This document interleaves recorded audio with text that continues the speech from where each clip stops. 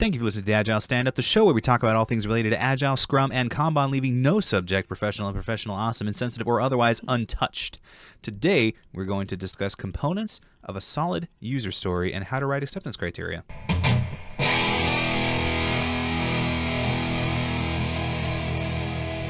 User story. What's a user story, John? What is a user story? What is a user story? A user story allows the reader, whoever it may be, developer, team member, whatever, to understand the problem That they're trying to solve. that they are trying to solve. And they do it in the format of, as typically of a user story, is as a I want so that. Wait, I'm so confused. I thought we use requirements. Oh, yeah, Agile. Requirements? Yeah, right. Just kidding. We're not, no. Just I do joking, not, I do people. not hear waterfall anywhere near. No. There's a lot of value in these user stories. So Yes. I don't know. Tell me what you look for, like in terms of components. Break a user story down. Sure. So, that format look I would say, let me kind of count them up here. I'd say one is the user story statement. The second, I always like to put in the business reason personally, because the I think business, that's good. Right, the business reason. And then the third would be acceptance criteria. So kind of like going from top down, the user story statement as a I want so that format.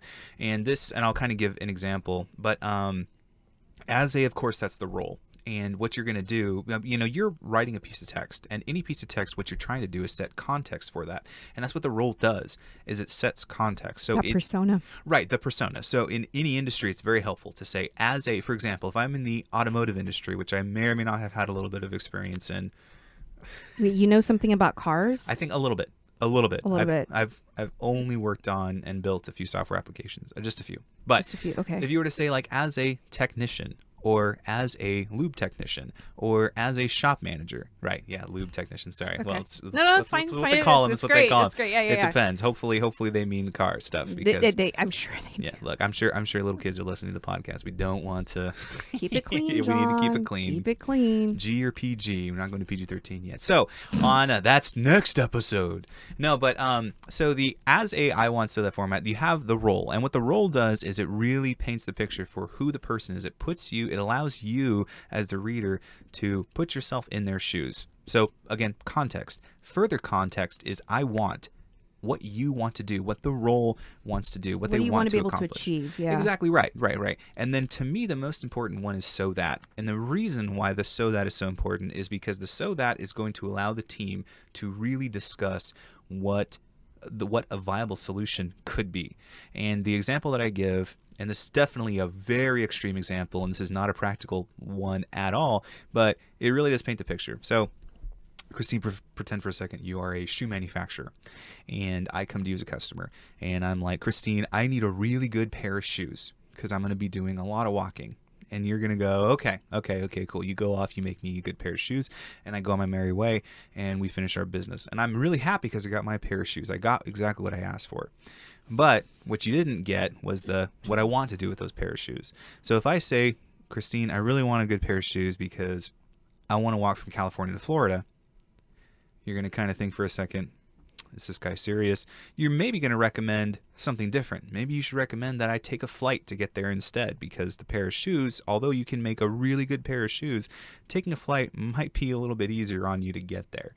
So again, that's an extreme example. Absolutely wouldn't happen, but it does. Are you sure you don't want a pair Right. of boots so you can go line dancing? Oh, that's true. I can go line. Right. You can go line I dancing. could do line dancing instead. Whatever you want to do. Again, that's setting up context. I guess my role would be cowboy or Billy Ray Cyrus or As Billy Ray Cyrus. I want a pair of killer boots so that I can line dance and woo the crowd. Yeah, there you go. All right. That's great. Sounds good. Sorry, I had to throw you No, off. it's cool. Not it's that cool. we're Billy Ray Cyrus fans, people. No. But, No. Totally, definitely wasn't something that happened before I was born, by the way. Don't want to aging myself. anybody. It's okay. But I'm okay with it. That's what you get. All right, sounds good. No, but so that's the whole thing about the so that. So I hope that kind of makes sense. Is that knowing the so that is going to help you devise a solution and better advise the customer. So sometimes, and I've been on this with teams before, you'll see a user story and you'll go, wait a second, does the customer maybe really know their application? And that's definitely an alternative. Maybe you could take that around and turn it into a teaching or training moment as opposed to devise a software solution for them if you're in the software industry. But again, user stories can be applied to any type of industry, not just software. So on that is one component of it. The second component would be the business reason. So Christine, like, what do you find like most important or most kind of redeeming about the business reason as part of a user story? Well, I want to know, why are we doing this, right? What value is it bringing to the business? Right. What problem are we trying to solve for the business? Is this going to increase revenue for the business? Is this going to help, how do you say, help improve the process? Yep. I mean, it's a variety of things, right? So I think it's always nice to know the business value of why we're doing something. Exactly. And that can definitely, on top of the user story statement, help shape the outcome itself. Because sometimes, and I'm not going to, I mean, not all product owners, not all business analysts, are going to be able to craft out the most perfect user story every single time.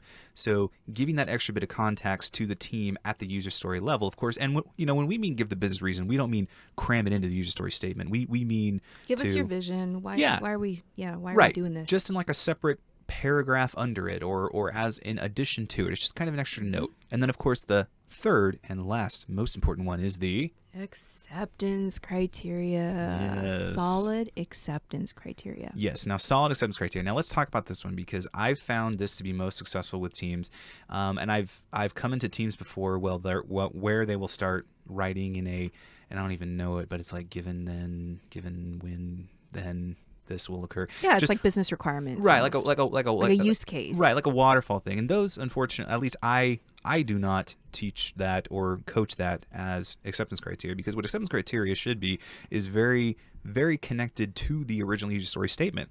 For example, the user is able to perform X. The user is not able to perform X. Right. Or the drop-down menu contains XYZ values, whatever we're doing. So very blunt, straightforward, and typically what I like to write in, and definitely, well, I won't say typically, but definitely what I advise teams on is to write acceptance criteria in a way where you can answer the AC in a true or false format.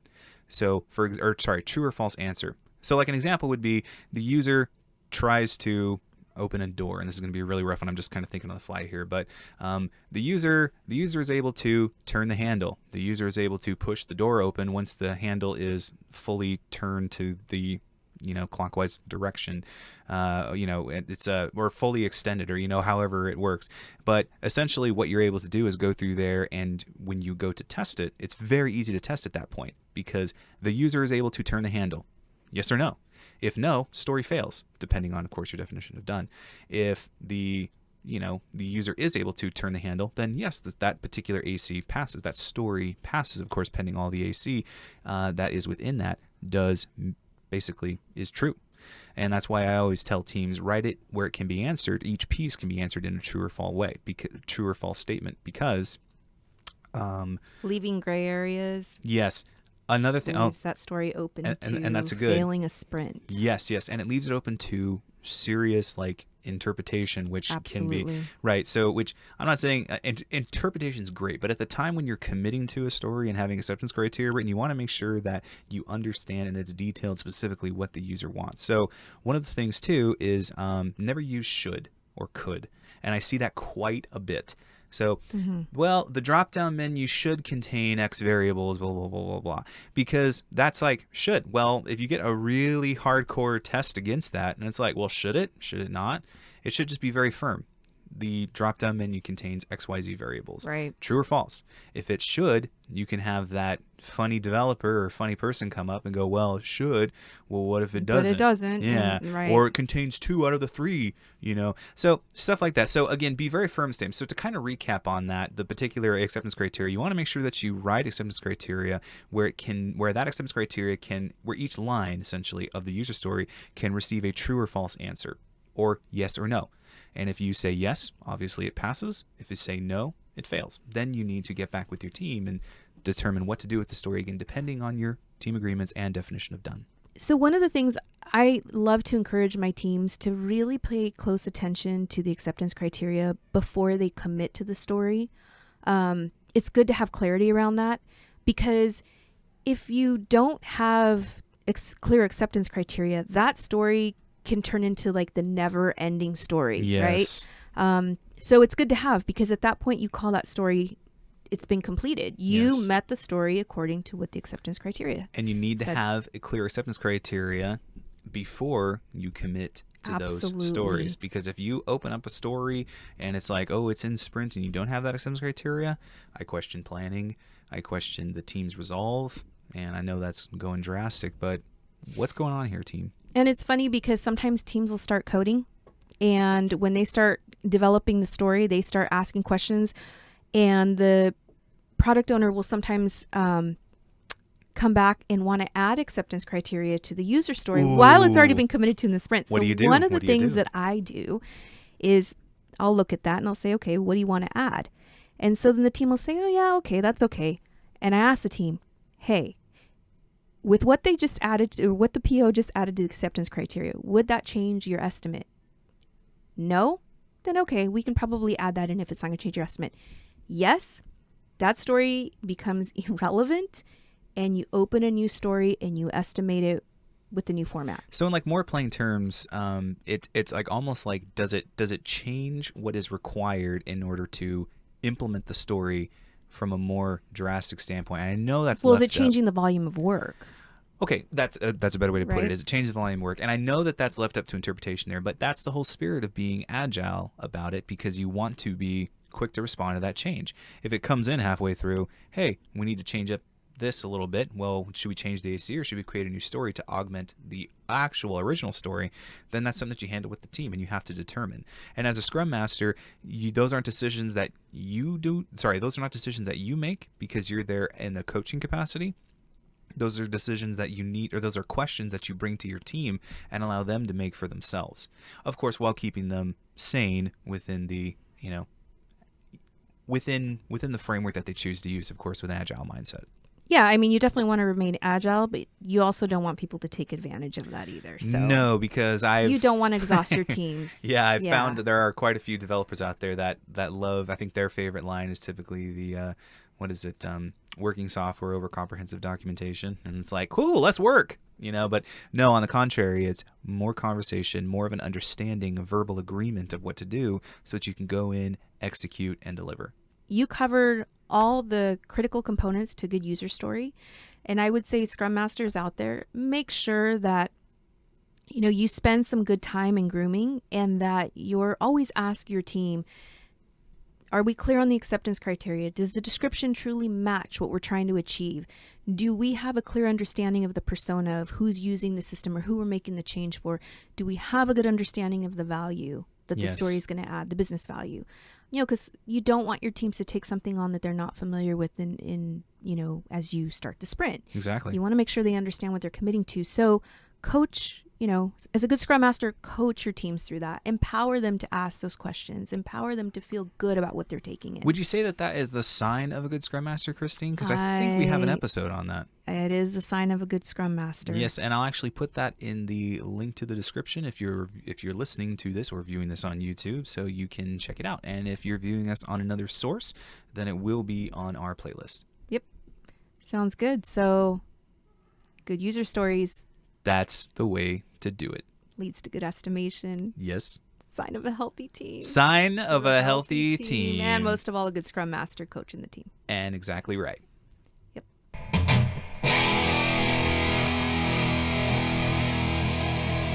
And on that, thank you for playing along with us today on the Agile Standup. Today, we discussed components of a solid user story and how to write acceptance criteria. How'd that go, Christine? Was it pretty good? I thought it was pretty good. I thought it was, hopefully, you find it helpful. I know I have. Awesome. I like to hear from people who've had some experience in the industry in terms of user story writing, because it's always a big one. Well, we're going to go and eat, so let's write some acceptance criteria. So, as a customer at your restaurant, I want good food so that I can continue to stuff my face. That's actually the best user story that I've heard all day. How about some AC around that? Food must be fully cooked. Food must, okay, and good times must be had. Yeah, but that's subject to. Oh wow. Yeah, I mean, you can go to a restaurant and not have good time. Yeah, or- but I thought you were gonna find a good restaurant for us to go find something. must be fully cooked. Must be fully cooked. See, I could say must be tasty, but everybody has a different sense of what taste is, right? That's true, and that's where the discussion comes in, right? Must be fully cooked. Yes. Cannot get sick to my stomach the next day. Right. Um, So then we could probably pass that story and then turn it around for feedback, and then the feedback would be in the form of if we vomit or not. good one. Good one. All right. All right. Later, peoples. Bye.